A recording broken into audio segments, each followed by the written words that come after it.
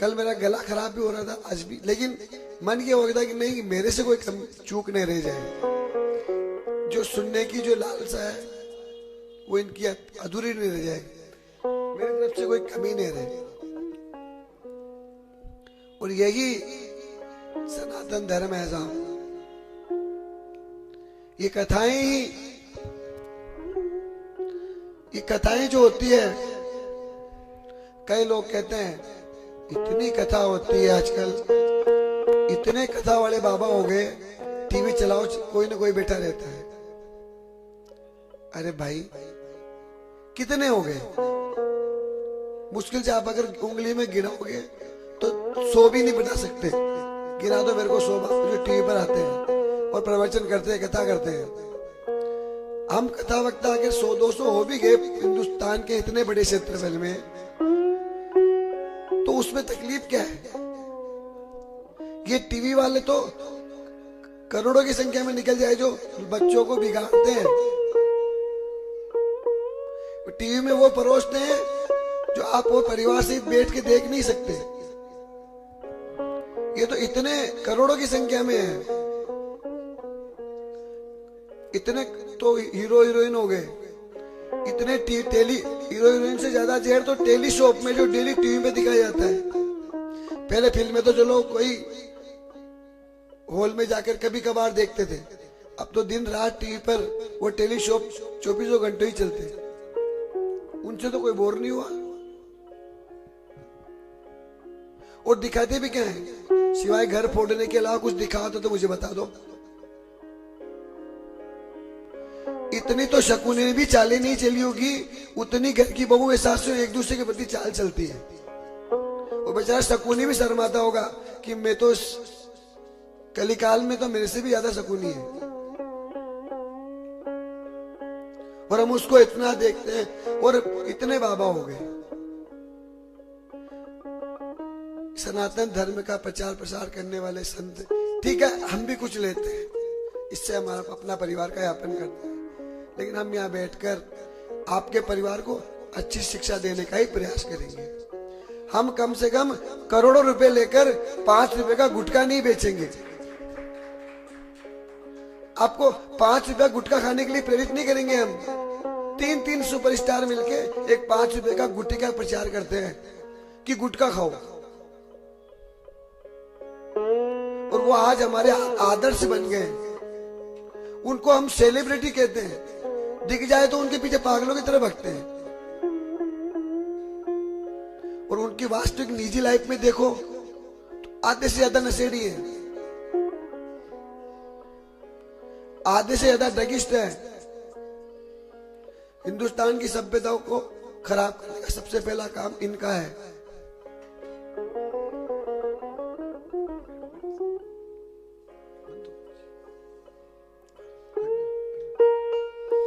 सबसे पहला हाथ इनका है।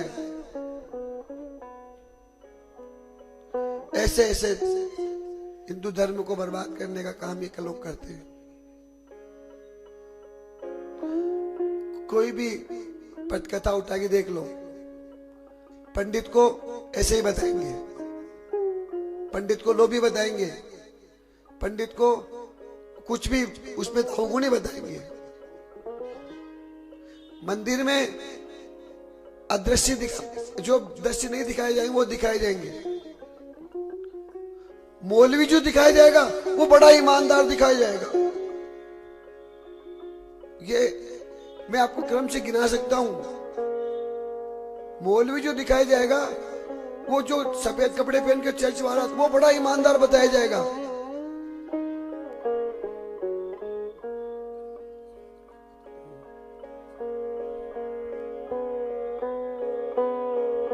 और सत्यता यही है, आप लोग खुद देखते हो।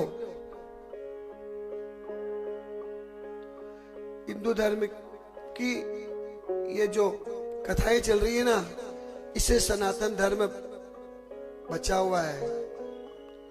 ये मैं कहता हूं 7 दिन बैठकर मैंने यहाँ को आपके बच्चों को ये नहीं कहा है कि अपने पिता से बदतमीजी से बात करना, और ये बोलने का अधिकार इन लोगों ने ऐसा दे दिया है। क्या ये बोलने का अधिकार आज ही आया है? स्वतंत्रता में बोलने का सबको अधिकार है। अरे कुछ भी बोलेगा, एक बेटा अपने बाप के सामने कुछ भी बोलेगा। पिता कमरे में आ रहा है और बेटा अखबार सोया हुआ अखबार पढ़ रहा है। ये सभ्यता हमारी नहीं थी। पिता कमरे में आते ही पुत्र तुरंत खड़ा हो जाता। ये तो लोग नहीं सिखाते कथा व्यास वाले, यही सिखाते हैं। देखो कितना कौन लेता है वो तो लेने वाले पे है। और गुरु कहता है कि मैं कहता हूं वो करो, अगर मुझ में कोई अवगुण है तो वो मत लो। गुरु ये कहता है मैं कहता हूं वो करो, मैं करता हूं वो मत करो। आज सनातन धर्म को बचाने की बहुत बहुत बहुत आवश्यकता है। कल भी मैंने बोला स्वधर्म का मान करो। अरे अपनी माँ को माँ कहते ही नहीं हो और पड़ोसी को चाची चाची कह के उसके लाड कर रहे हो।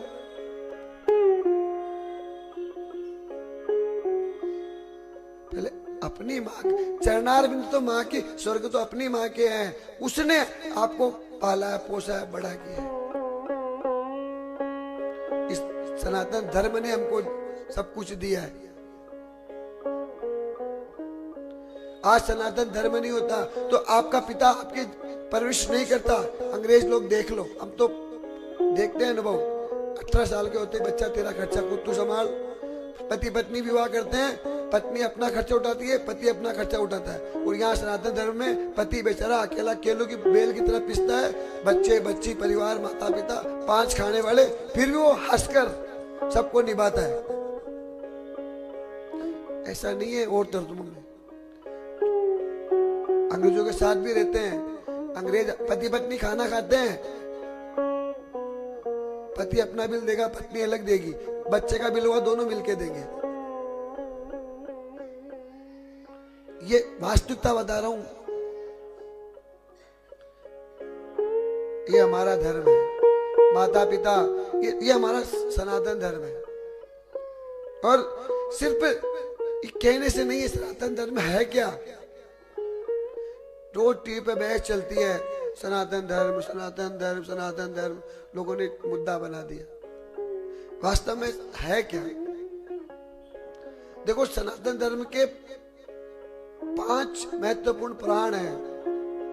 जिन 5 प्राणों पर सनातन धर्म टिका हुआ है, जिन 5 प्राणों से सनातन धर्म बना है,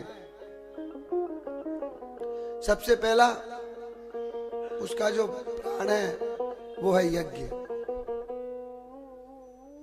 दूसरा है संस्कार। तीसरा है वर्ण व्यवस्था। चौथा है पुनर्जन्म सिद्धांत। और 5वां है पुरुषार्थ। ये 5 सिद्धांतों पे सनातन धर्म टिका हुआ है। यज्ञ का अर्थ केवल हवन के सामने बैठकर आहुतियां देना ही यज्ञ नहीं होता है। गीता में भगवान श्री कृष्ण से अर्जुन से कहा कि अर्जुन यज्ञ भाव से सारे काम करो, यज्ञ करो। तो क्या दिन भर बैठ के स्वाहा स्वाहा करो? युद्ध कौन लड़ेगा? युद्ध में खड़े होकर भगवान कह रहे हैं यज्ञ करो। तो यदि अर्जुन यज्ञ करेगा, युद्ध कौन लड़ेगा? यज्ञ का अर्थ है जो भी काम करो परोपकार के भाव से और प्रतिफल की आशा छोड़कर करो। यज्ञ में प्रतिफल की आशा नहीं होती। क्या मिलेगा इससे, क्या होगा, वो परमात्मा देगा। फल तो परमात्मा देगा। और आदमी प्रतिदिन यज्ञ करता है। मैं भी यहाँ बैठकर अभी यहाँ बैठा हूं, मैं यज्ञ कर रहा हूं। और कितनी कुंडी यज्ञ है, जितनी मुंडी मेरे सामने बैठी उतना कुंडी यज्ञ में। उन सब कुंडियों में मैं हवन दे रहा हूं, यहां से हविष दे रहा हूं। मेरे मुंह से निकले हुए शब्द है वो आहुति है।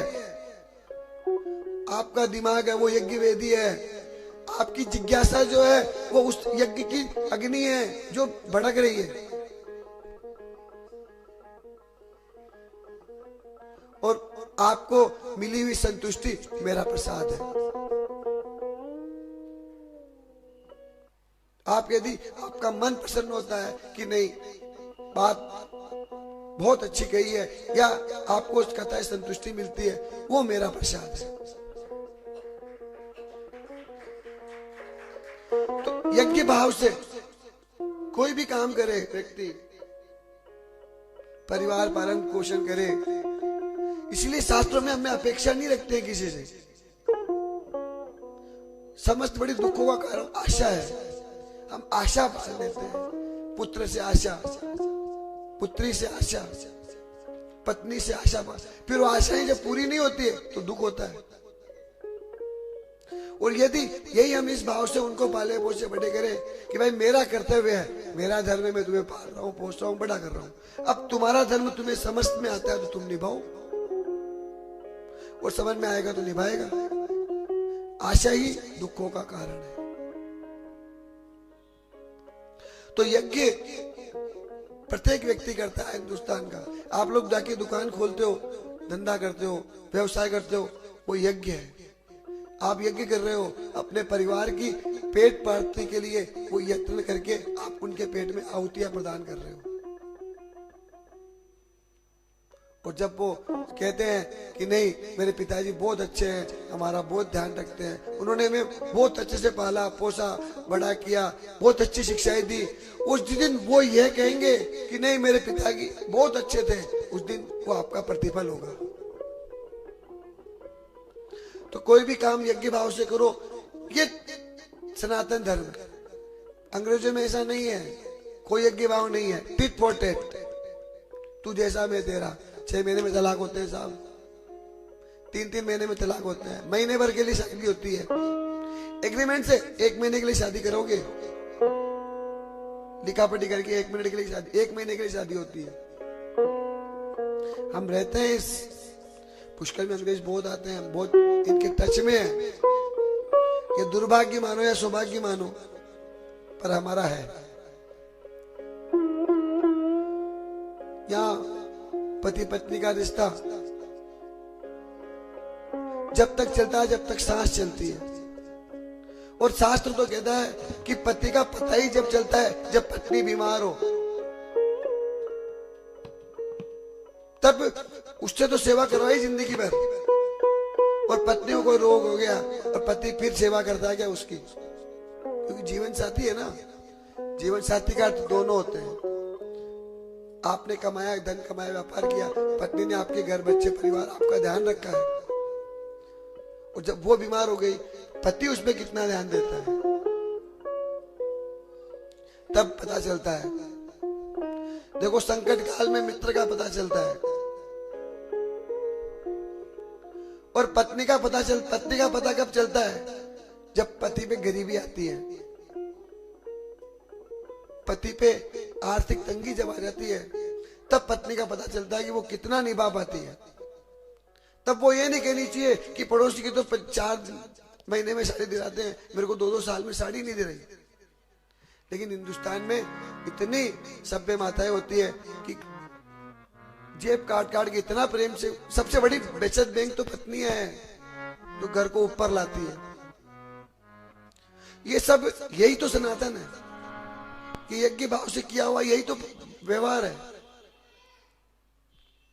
और दूसरा जो स्तंभ है, पंच प्राण है, वो है संस्कार। संस्कार जो है, देखो संस्कार जो चीज है ना, वो 16 संस्कार अपने कहे गए हैं, जो हमारे जन्म से लेकर मरण तक के संस्कार हैं। सब विधि बनी हुई है और सब शास्त्रोक्त है, उनका सबका अपना अपना महत्व है। जन्म से पहले नहीं, गर्भ में आने से पहले गर्भाधान संस्कार होता है।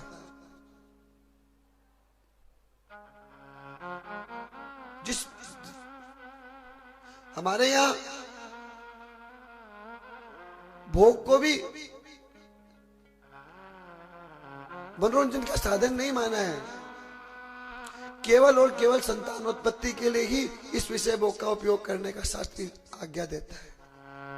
और जिस दिन मन में परमात्मा से प्राप्त करने की इच्छा हो कि अब हमें संतति चाहिए, जिस समय पति और पत्नी गर्भ धारण करते हैं, उस समय भी मंत्रों का उल्लेख होता है जो पति अपने पत्नी के कानों में बोलता है। वो भी एक विधि है। उस समय भी हम परमात्मा को नहीं भूलते हैं। काम की उस परम चरम सीमा पर भी हम परमात्मा को साथ पकड़ के चलते हैं। हमारी संतानें हमारे विषय भोग का कारण नहीं है। हमारी संतानें हमारे कर्म सिद्धांत के आधार पर हमारे जो शुद्ध फल है, हमारे यज्ञ कर्म का भाव है, वो भी तो यज्ञ है। संतान उत्पत्ति को भी एक यज्ञ कर्म कहा है शास्त्रों में। तो पहला संस्कार गर्भ धारण होता है, वो भी शास्त्रोक्त विधि से। दूसरा संस्कार बताया पुंसवन, जो गर्भवती द्वारा एक पूजन होता है। सीमोंतन होता है, 8वें महीने पर जो 8वां पूजवाते हैं लड़की से, गर्भवती महिला से 8वें माह पर जो पूजन कराया जाता है। फिर जब जन्म हो जाता है तो जन्म होते ही जो नाल कटती है उसको भी संस्कार कहा जाए। वो भी ऐसे नहीं, जब नाल काटते हैं उस समय नाल काटने से पहले यदि किसी घर में संतति होती है और नाल काटने से पहले आप उस नाल काटने के क्रम के लिए, उस कर्म के लिए यदि कुछ अन्न दान, कुछ वस्त्र दान करते हैं तो होने वाले संतान को वो पराक्रमी बनाता है, तेजस्वी बनाता है। लेकिन नाल काटने से पहले, कटते ही तो सोच हो जाता है। वो सूतक और वो लगते हैं ना, सुआ, हम हमारी भाषा में सोच बोलते हैं, ये तो हमारी लोकल भाषा, सुआ सूतक। तो नाल कटते ही तो सुआ हो जाएगा। लेकिन नाल कटने से पहले यदि उस समय कोई अपने संतति के लिए अन्नदान या कुछ भी गौ के लिए चारा देता है, वो उस संतति के लिए अक्षय फल की प्राप्ति देता है। वो भी एक संस्कार है। जब बच्चा जन्म हो जाता है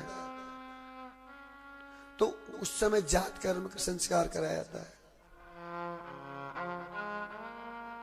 एक शहद की बूंद लेकर, सोले की सलाई लेकर उस शहद से उस बच्चे की जीभ पर ओम का बनाया जाता है, ओम, जिसको हम कहते हैं अपनी भाषा में घुट्टी देना। जन्म घुट्टी देते हैं ना, डाबर वाली नहीं, शहद वाली। उस शहद से लेकर बच्चे की जीभ पर ओम बनाया जाता है। वो भी एक संस्कार है। उसके बाद नामकरण होता है। नामकरण की विधि होती है। नामकरण के समय देवताओं का धन्यवाद पूजन किया जाता है। फिर बच्चे का नाम रखा जाता है। और नाम भी मैंने कहा है, या तो अपने पिता, दादा, परदादा के रखो या परमात्मा के रखो, जिससे आप नाम लेने से उद्धार होता है। और फिर कर्ण भेद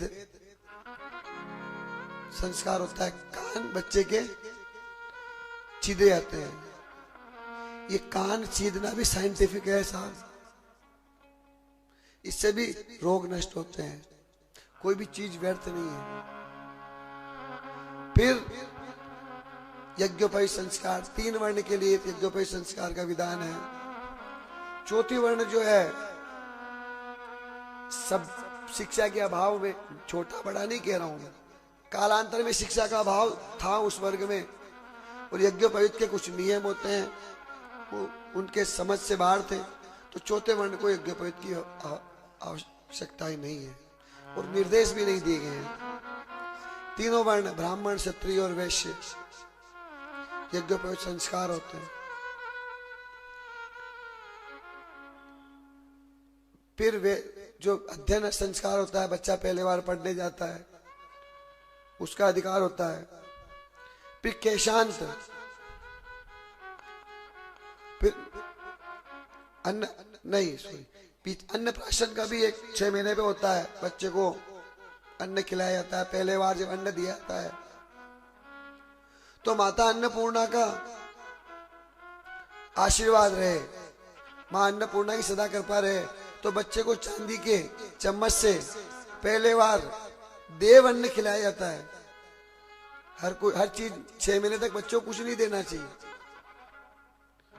ये साइंस भी कहता है, विज्ञान भी कहता है, बच्चा 6 महीने तक माँ का दूध पीना चाहिए। लेकिन माँ तो आजकल पिलाती ही नहीं है, तो उसका क्या करें, दे बोतल, नहीं तो दाल का पानी दे। भाई उसके आते नहीं है उस योग्य, आप उसको रोग का घर कर रहे हो। 6 महीने तक बच्चे को सिर्फ और सिर्फ माँ का दूध ही देना चाहिए। उसके बाद में जब अन्न दिया जाता है तो अन्न भी हर कोई नहीं, मैगी नहीं देना है, सैंडविच नहीं देना है, सबसे पहले चांदी के चम्मच से, उसका भी विधि होता है। जैसे यशोदा मैया ने हर चीज का मनाया ना उत्सव, कान्हा ने करवट बदल ली उसका उत्सव। तो अन्न जो दिया जाता है वो चांदी के चम्मच में खीर बनाकर, देव अन्न है खीर, देवताओं को भोग लगती है खीर का। खीर ऐसा भोग है जिसको देवता के भी लगता है, मनुष्यों को भी लगता है और पितरों को भी लगता है। पितरों को भी खीर पसंद है। तो पहले बच्चों को खीर का भोग लगा के ठाकुर जी के खीर का चांदी का चम्मच दिया जाता है। फिर उसका चूड़ा कर्म संस्कार होता है, फिर कर्ण भेद होता है, फिर यज्ञोपवीत होता है। फिर यदि वो वेद पढ़ना चाहे, उसकी रुचि हो वेद अध्ययन में, ब्राह्मण के लिए तो ये कर्म अनिवार्य है, ये कर्म ब्राह्मण के लिए अनिवार्य है। अन्य वर्णों के लिए भी पहले अनिवार्य थे, एवं समय काल अनुसार उसकी रुचि नहीं है तो उसका अलग से अपना विद्याध्ययन होता है। फिर केशाद होता है, फिर समर्थन होता है, फिर जाके विवाह संस्कार होता है। इतने संस्कार जब आ जाते हैं, इतनी दक्षता आती है, तब जाके उनका विवाह किया जाता है। और विवाह को संस्कार माना है, एग्रीमेंट नहीं माना है। कोर्ट में गए, एक स्टाम्प पे लिखा, साइन किया, ये विवाह नहीं है। मैं तो लड़कियों को कहता हूं कि जिस पिता ने तुम्हें पाला पोसा है, बड़ा किया है, योग्य किया है, उसका एक अधिकार होता है, उसकी एक ही लालसा होती है। जब से जन्म होता है ना, तब से पिता एक सपना देखता है, मेरी बेटी बड़ी होगी तब मैं उसका कन्यादान करूंगा।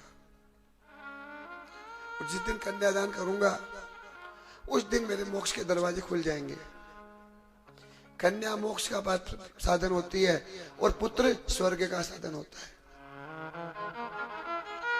मरने के बाद जब पुत्र पिंडदान तर्पण करता है तो वो स्वर्ग दिलाता है, लेकिन कन्या कन्यादान करने पर मोक्ष की प्राप्ति कराती है। तो क्यों अपने पिता से मोक्ष का द्वार छीनते हो अपनी पसंद का विवाह करके? कुछ नहीं पढ़ा है। आज जो फिल्मों में कहते हैं ना, मैं एक साड़ी में रह लूंगी, हीरोइन है, जिसको देख आदर्श मानते हैं, लड़कियां भक्ति है देख देख के। उनकी निजी लाइफ देखो, निजी लाइफ, उनकी निजी लाइफ ये है, वो कहती है टीवी पे, मैं एक साड़ी में रह लूंगी, भूखे मर जाऊंगी, तुम शादी उसी से करूंगी, पसंद वाले से। और रियल लाइफ में करना होता है ना, वो किस लिए कह रही है कि उसको सुंदरता पे मर गई वो फिल्मों में। और जब रियल लाइफ में करनी होती है ना, तो अपने से 4 गुने बड़े उम्र से और पैसे वाले से ब्याह करती है, जो शकल से भांड लगता है उसके सामने। मैं 10 उदाहरण नाम लेके बता सकता हूँ, जो बड़ी बड़ी हीरोइनें हैं जिनका डंका पूजिता सुंदरता के नाम में। आपने श्रीदेवी का पति देखा ना कैसा है? 1-2 तो उदाहरण दे दूं। तो उसका बाप लगता है सामने खड़े हो, तो उसके पास पैसा है, उसने पैसा दे के ब्याह किया। और आप लोग उन्हीं की बातें सुन सुन के लड़कियां भ्रमित होती है और उस उम्र में बहक जाती है। अपने पिता से मोक्ष का अधिकार मत छीनो। उसका ये, उसने पूरे जीवन में तुमको दिया ही दिया है, तुमसे लिया क्या है? एक ख्वाहिश है उसकी, एक ही ख्वाहिश कि मैं अपने पिता का कन्यादान करूं। वो नहीं कर पाता तो उसकी आत्मा कितना आपको धिक्कार देती है। तो ये भी एक संस्कार, विवाह संस्कार कहा गया है। और विवाह के बाद तो फिर एक ही संस्कार होता है, समझ गए? बोलने की जरूरत ही नहीं है। अंत्येष्टि, फिर संस्कार की आवश्यकता, पति पत्नी सब संभाल लेते हैं संस्कार। ये 16 संस्कार कहेंगे शास्त्रों में। 4 वर्ण व्यवस्था है।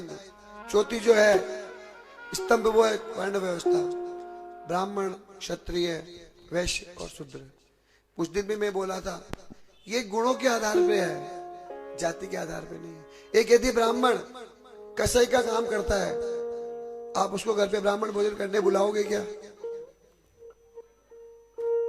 किसी ब्राह्मण ने कसाई का धंधा खोल लिया और वो बकरे काटता है, आपका वो भाव अंदर से प्रकट होगा क्या? वो कहेगा मैं ब्राह्मण हूं, आपके क्या शब्द होंगे? मैं दूसरों पे, मैं तो अपने पे ही कहता हूँ, अपनी जाति पे बात करता हूँ। ब्राह्मण यदि कैसे गए, ब्राह्मण यदि डाकू चोरी छिपी करता, आप उसको घर पे भोजन कराने बुलाओगे क्या? तो गुण, उस पे गुण तो देखोगे।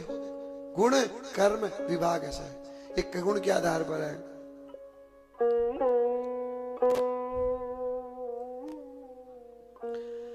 और चौथा जो सिद्धांत है, चौथा जो स्तंभ है, वो है पुनर्जन्म। हमारा ये सिद्धांत जो है ना, ये पुनर्जन्म पे आधारित है। सनातन धर्म में पुनर्जन्म पे आधारित। हमारी ये भावना है सनातन धर्म में कि व्यक्ति जो कर्म करता है उसी को उस कर्म के आधार पर पुनर्जन्म मिलता है। और यही कल जब वृत्रासुर ने स्तुति करी थी, आपने यदि ध्यान से सुनी है तो, मैंने तो बड़े ध्यान से आपको कही है। वृत्रासुर ने भगवान से स्तुति करी थी तो कहा था कि मेरे कर्मों के आधार पर मुझे जो भी जन्म मिले, मांगा नहीं भगवान से, मेरे कर्मों के आधार पर मुझे जो भी जन्म मिले, चाहे मुझे पशु पक्षी कीड़ा, इतना तक कहा कि मुझे नाली का कीड़ा भी बनने को मिले, कोई तकलीफ नहीं, लेकिन शर्त इतनी सी है कि उस स्थिति में भी मेरा मन आप में लगा रहना चाहिए। तो जन्म पुनर्जन्म के सिद्धांत पर ही अपना सनातन धर्म टिका हुआ है, इसीलिए हम अच्छे कार्य की ओर अग्रसर होते हैं।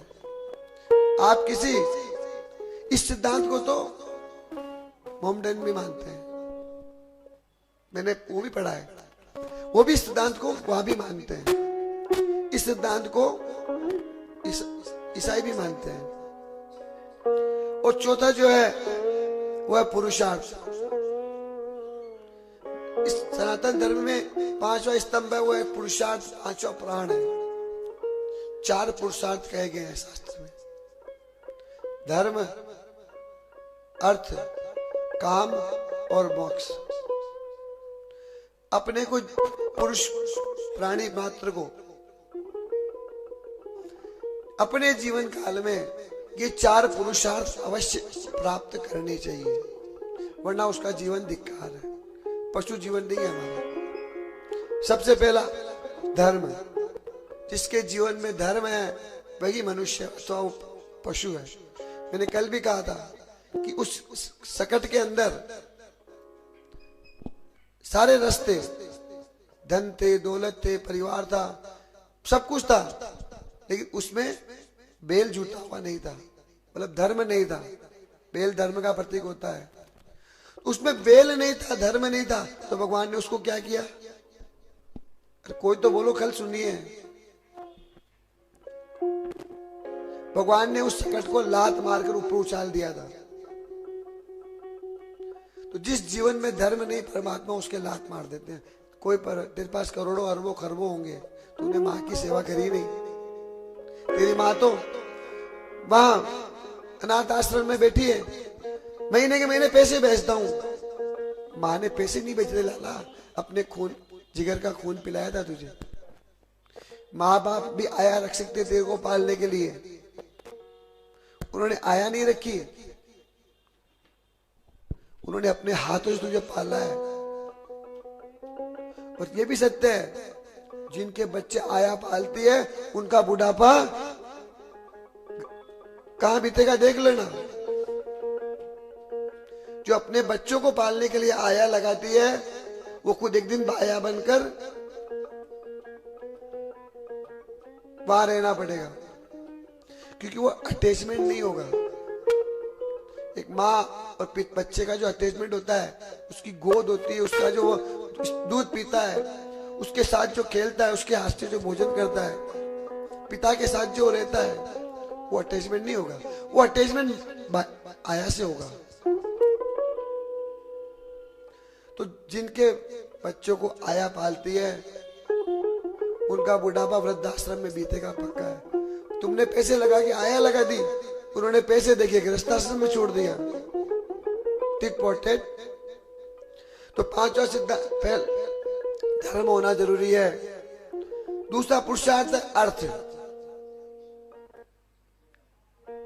आदमी को अर्थ जरूर कमाना चाहिए, अर्थ बिना सब व्यर्थ। आज मैं भी यहाँ बैठकर आप लोगों ने आयोजन कराया, भगवान ने आपको सक्षम बनाया तो आप इस काम को कर पाए।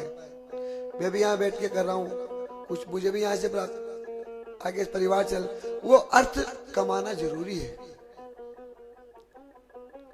लेकिन अर्थ कमा के, अर्थ धर्म के लिए है, अर्थ कामनाओं की पूर्ति के लिए नहीं है। कुछ कामना की पूर्ति तो करो, आवश्यकता की पूर्ति तो करनी है, लेकिन अर्थ काम के लिए नहीं है, अर्थ धर्म के लिए है। जैसा धन का अर्थ का उपयोग आज यहाँ हो रहा है, वो अर्थ का असली उपयोग ये है। सो धन धन्य प्रथम गति जाकी।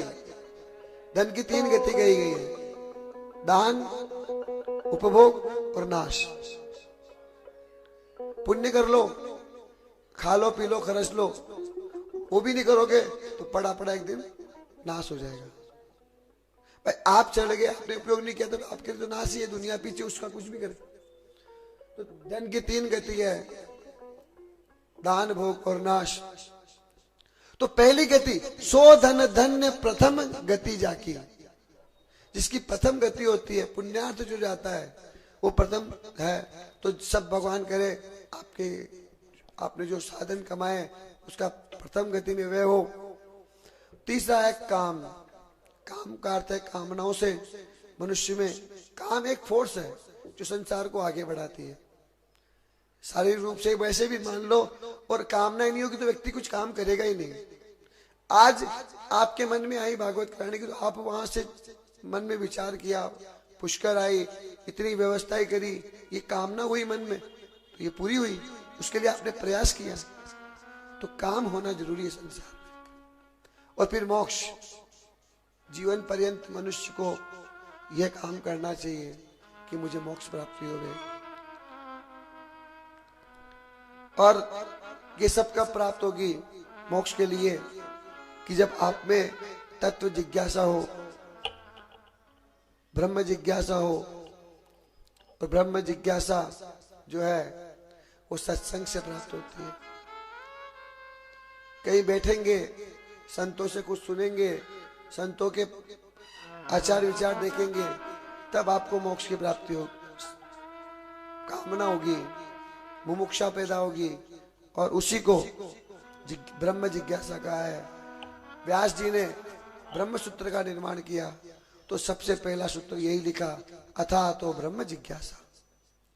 ब्रह्म जिज्ञासा होना आवश्यकता है। यही सनातन धर्म है। इसी सिद्धांत पे सनातन धर्म काम करता है। इसी सिद्धांत के आधार पर हमारा परिवार है।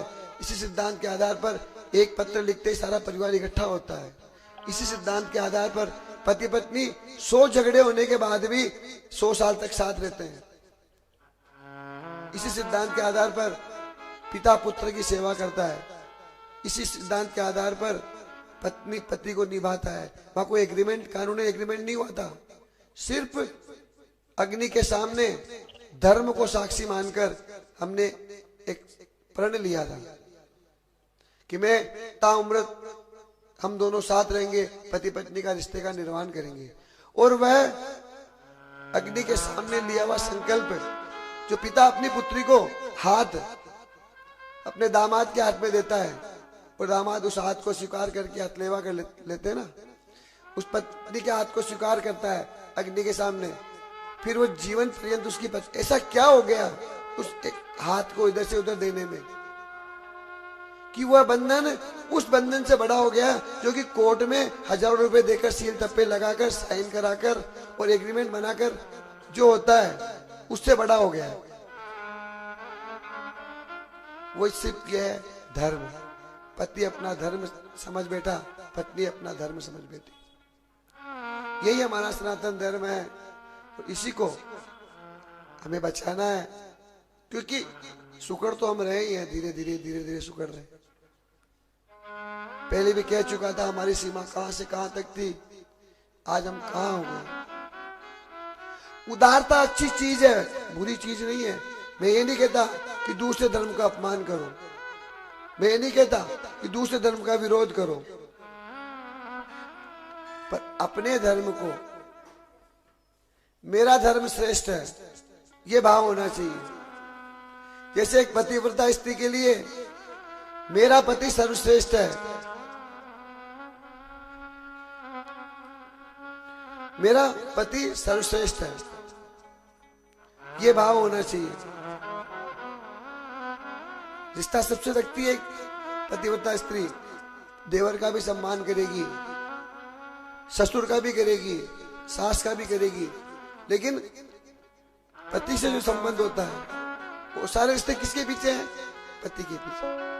तो मेरा पति सर्वश्रेष्ठ है, उसके बाद कुछ भी। तो मेरा धर्म सर्वश्रेष्ठ है, मुझे किसी के दर पे जाने की जरूरत नहीं है। मेरा इष्ट प्रबल है, अपने इष्ट को मजबूत रखो और दृढ़ विश्वास, अपने विश्वास को दृढ़ रखो। नरसिंह जी की इज्जत दांव पे लग गई थी। नरसिंह जी पहुंच गए थे ब्याई जी के घर तक, कितना अपमान सहन किया। बेटी ने भी कह दिया दरवाजे के पीछे से कि पिताजी कुछ नहीं हो तो आना नहीं, कुछ हो नहीं, मायरा भरने के लिए नहीं हो तो आना नहीं। विश्वास था मेरा सांवरा आएगा। अंतिम क्षण मायरा जाने लग गए, वहां बैंड बज रहे, गोविंद ने अब पुकारा। और जो आदमी इतना दृढ़ विश्वास रखता है ना, उसको झगड़ा करने का अधिकार भी होता है। फिर नरसिंह जी का सुर बिगड़ा तो गोविंद से झगड़ा भी किया। जब आए ना मायरा लेके तो झाका तक नहीं, देखा तक नहीं उनकी तरफ। दया तेरी कहा तेरी नहीं चाहिए, कोई एहसान कर रहा है क्या हम पे? हमने भी अपने जीवन का पूरा जीवन तेरे समर्पित कर दिया। हम ही इतना जीवन, हम भी धन कमाने में लगते तो हम भी कमा लेते, मायरा भर लेते। लेकिन हमने, हमारी जो महत्व बुद्धि थी, संत लोग काम नहीं कर सकते, कमा नहीं सकते क्या? मैं ये काम कर रहा हूं, जितनी एनर्जी मैंने यहां दी है मैं अन्य प्रकार में करता हूं, मैं कमा सकता हूं, नहीं कमा सकता क्या? लेकिन महत्व बुद्धि किसको दी? महत्व बुद्धि दी ना भगवान के, ठाकुर के भजन को। तो जिसको महत्व दिया उसको महत्व अपना संभालना है, अपने नाम की लाज रखनी है। तो वो आए मायरा, ऐसे दृढ़ विश्वास ही होता है, अपनी मनोकामनाएं पूरी होती है। और देखो सारी मनोकामनाएं तो राजा दशरथ की पूरी नहीं हुई।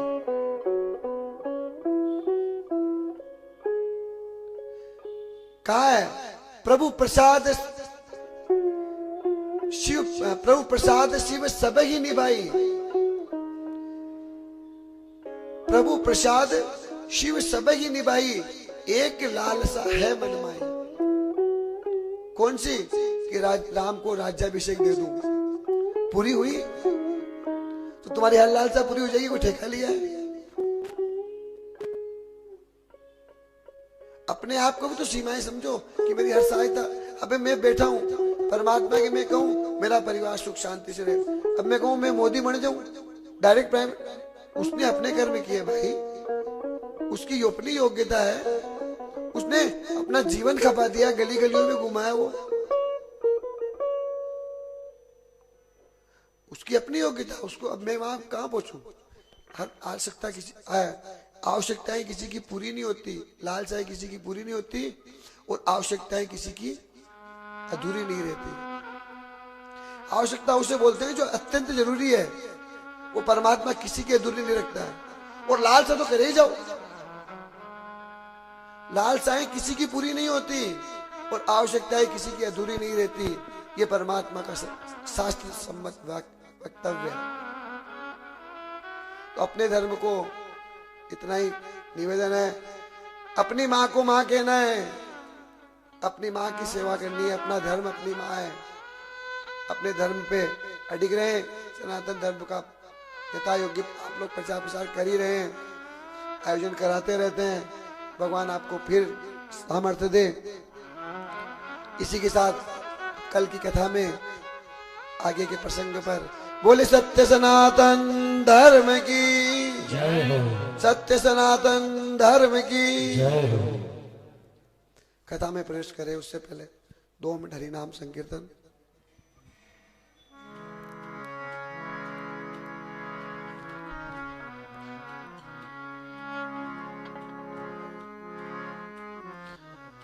राम जपो राम जपो राम जपो बावरे, राम जपो राम जपो राम जपो बावरे, राम जपो राम जपो राम जपो बावरे, श्री राम जपो राम जपो राम जपो बावरे, श्री राम जपो राम जपो राम जपो बावरे, राम जपो राम जपो राम जपो बावरे, श्री राम जपो राम जपो राम जपो बावरे, राम जपो राम जपो राम जपो बावरे, श्री राम जपो राम जपो राम जपो बावरे, राम जपो राम जपो राम जपो बावरे, श्री राम जपो राम जपो राम जपो बावरे, राम जपो राम जपो राम जपो बावरे, राम जपो राम जपो बावरे, राम जपो राम जपो राम जपो बावरे, राम जपो राम जपो बावरे, राम जपो राम जपो राम जपो बावरे, राम जपो राम जपो राम जपो बावरे, राम जपो राम जपो राम जपो बावरे, श्री राम जपो राम जपो राम जपो बावरे, श्री राम जपो राम जपो राम जपो बावरे, राम जपो राम जपो राम जपो बावरे, श्री राम जपो राम जपो राम जपो बावरे, श्री राम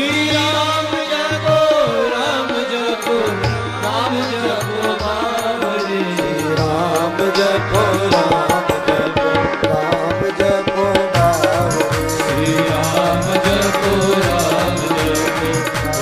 जपो बावरे, श्री राम जपो राम जपो राम जपो बावरे, श्री राम जपो राम जपो राम जपो बावरे, राम जपो राम जपो राम जपो बावरे, राम जपो राम जपो राम जपो बावरे, राम जपो राम जपो राम जपो बावरे,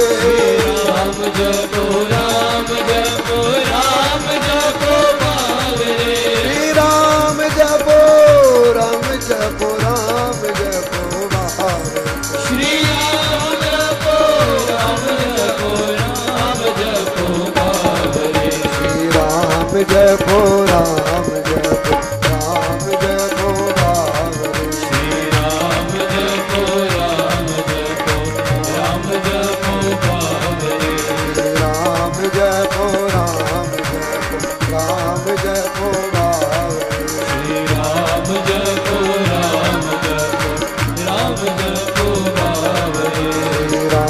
जपो राम जपो बावरे। श्री राम जपो राम जपो बावरे।